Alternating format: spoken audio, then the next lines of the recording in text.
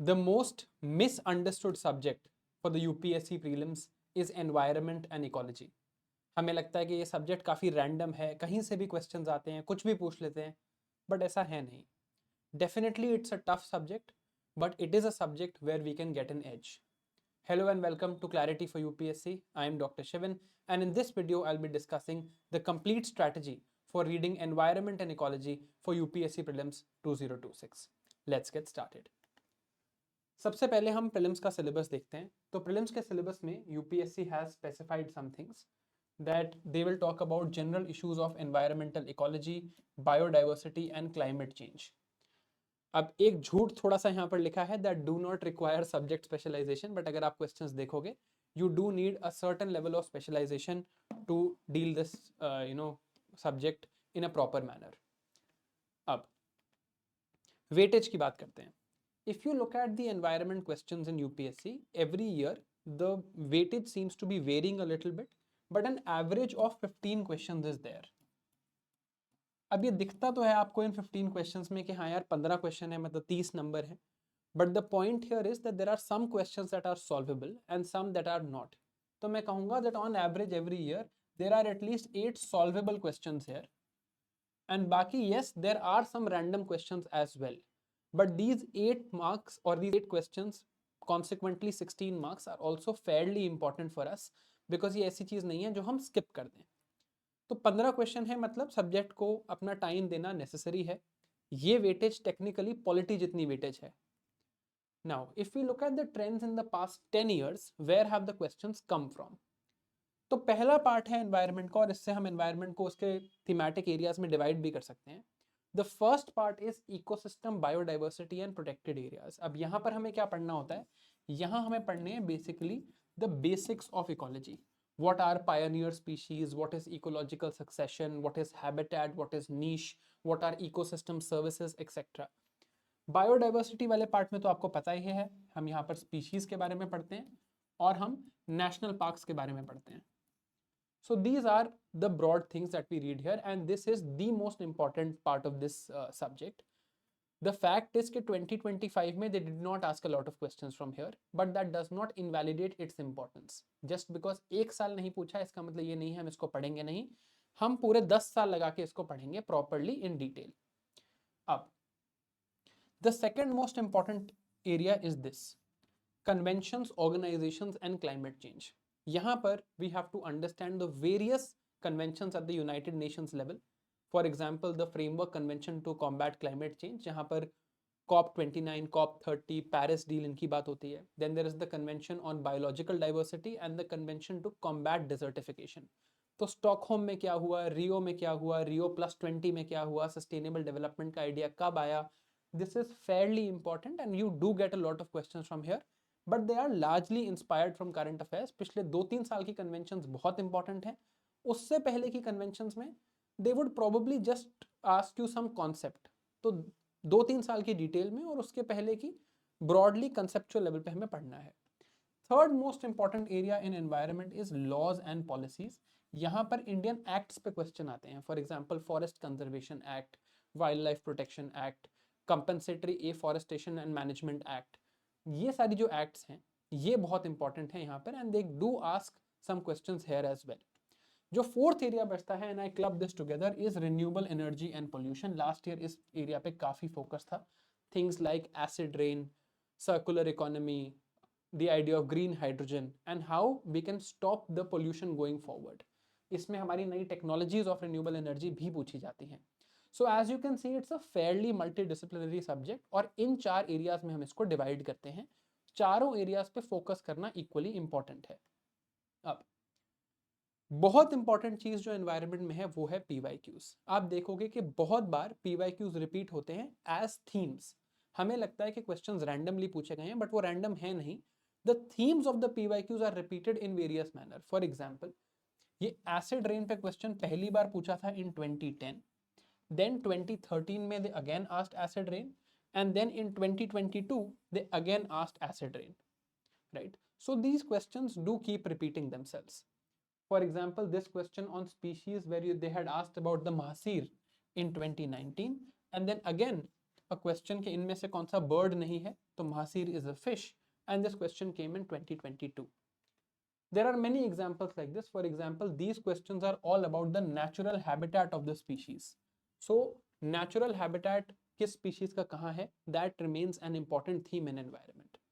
Again, this question is about some recent developments कि ऐसी कौन सी lakes हैं जो अभी अभी में they have dried up.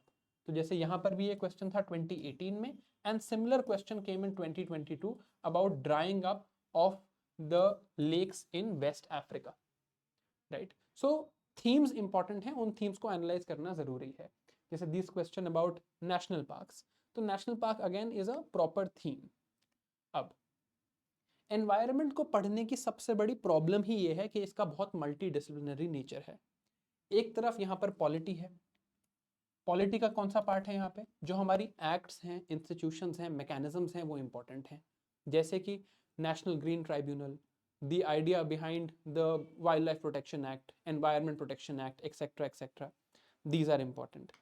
Then there is a geographical angle to it, of course, where we read about hotspot, vegetation, climate zones, the basics of ecology, the idea of biodiversity, and mapping का भी यहाँ पर link है.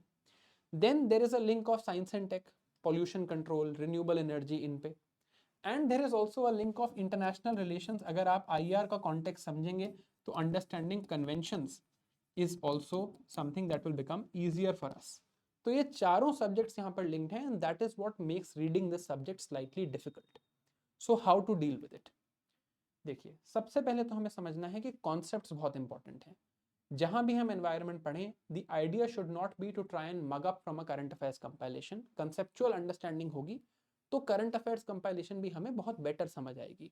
जैसे ये question है, which of the following are most likely to be found surviving on a surface without soil, और इस क्वेश्चन का एक्चुअल जो कॉन्सेप्ट है वो पायनियर स्पीशीज का है, but they have not used this word in this question.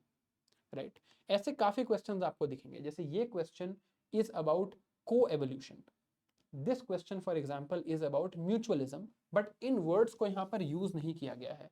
So concepts and their application becomes important in environment. अब क्या अप्रोच रखनी चाहिए हमें?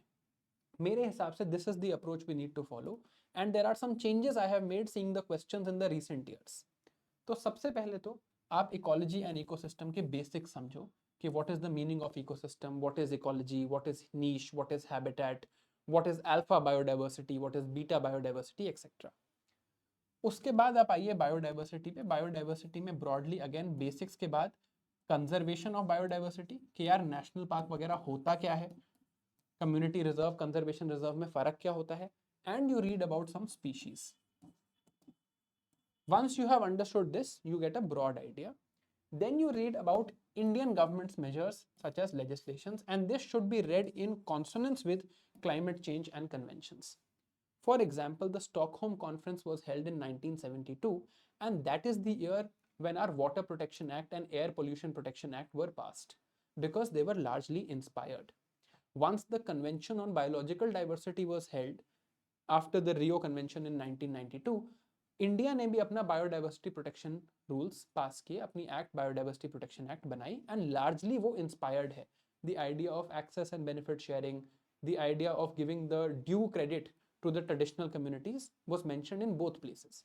तो हो क्या रहा है, जनरली कोई इंटरनेशनल कन्वेंशन है, इस इंटरनेशनल कन्वेंशन को यूज करके इंडिया में लेजिस्लेशन बनाई जाती है इससे इंस्पायर होके, because environment as you can probably understand is not a subject that is limited to one country's geographical boundaries. It is a subject that affects the entire humanity, right?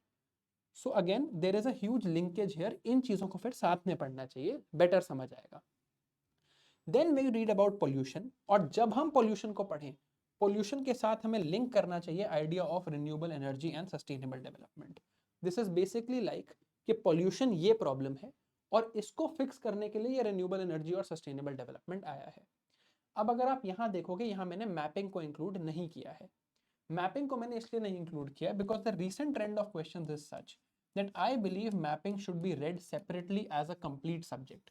एक पूरे subject की तरह mapping को पढ़ना चाहिए, because they are no longer asking one liner questions on national parks और wild life sanctuaries. They are asking in depth कि यार ये नेशनल पार्क जो है ये कौन सी रिवर से लिंक्ड है, ये कौन से जोन में आता है. So mapping must be studied separately in one go. That is the idea. अब व्हाट सोर्सेज टू फॉलो. देखिए दो ऑप्शन है. First option is that if you are doing self study I will recommend this to you कि ये जो biology की 12th class की NCERT है, इसमें चैप्टर 11, 12 और 13 ये आपको पढ़ने चाहिए. इससे आपको बेसिक समझ आ जाएंगे. And obviously reading an NCERT book, specially 12th class book, जिससे डायरेक्ट क्वेश्चंस आने के चांस है, is a good idea. Once this is done, then you can go to my website here drshivan.com और उसमें आप ये एनवायरनमेंट वाले tab पे जाएंगे. तो यहाँ पर मेरे लास्ट ईयर के लेक्चर पीपीटीज और उनके 1 पेजर्स दिए हुए हैं. This will give you a complete idea of all the static information needed to understand environment. जब आपकी ये static understanding बन जाए, जब आपकी ये static understanding बन जाए, आप current affairs पे जा सकते हैं. The other option, if you would like a lecture-based support, is the module that I am doing for science and tech and environment. I will be starting from Monday, and the idea would be simple. I would be covering the entire static portion as well as the current affairs portion in this module, and it starts on the 9th of Feb. जैसे science and take मैंने इस साल cover किया था, environment भी मैं cover कर रहा हूँ. Link is in the description. Now, if you're doing self-study, this is something that I'll recommend. I did a complete environment revision in 12 hours last year, और ये मेरे YouTube पे अवेलेबल है. और इस साल भी I would be planning something very similar to this. तो ये आप एंड में अपनी रिविजन के लिए यूज कर सकते हैं. अब ये तो हमारी एक स्टैटिक अंडरस्टैंडिंग हुई. What about current affairs. तो करंट अफेयर्स पढ़ने के लिए this is the way I handle current affairs in my module. के जो भी हिंदू के आर्टिकल्स हैं, the Hindu article is given here, it is linked to the actual article on the website, एक हाइपरलिंक है, and a summary is given here, ताकि हमें ये कॉन्फिडेंस रहे यार कि द हिंदू में जितने आर्टिकल्स आए हैं वो हम सारे पढ़ रहे हैं, उसके बियॉन्ड जाने की जरूरत नहीं है. This is my way of making the compilation. You can read any compilation you want. My recommendation is read only one. कोई एक कंपाइलेशन पढ़ना करंट अफेयर्स की, इससे ज्यादा डिटेल में मत जाना. सब्जेक्ट कैन सक यू इन. ऐसा हो सकता है कि आप एनवायरनमेंट ही पढ़ते रह जाओ और पता चला कि बाकी सब्जेक्ट्स इग्नोर हो गए. 7 से 8 सॉल्वेबल क्वेश्चन है. अगर आप स्टैटिक का बेसिक्स बना लेते हो और एक करंट अफेयर्स की कंपाइलेशन कवर कर लेते हो, इसके बियॉन्ड आपको जाने की इस सब्जेक्ट में जरूरत नहीं है. The idea is simple. Most people will ignore this subject. Spend 2 weeks, get a broad idea of static, read the compilation and at least get the easy questions right, and you will be way ahead of others, right? अब environment में step में जैसे हम continue कर रहे हैं in my free guidance initiative, we will start from Monday and we will take 2 weeks for static and carry on current affairs the way we have carrying on in the past as well. So thank you for watching. I hope this helps. And last word of this video is, please do not ignore this subject. Please do not ignore the static understanding of this subject. UPSC हो सकता है किसी साल current affairs पे focus करे. It will take them only a flick of the wrist to come back to and ask static questions, and then we should not be found wanting there. Thank you. See you again. Bye bye.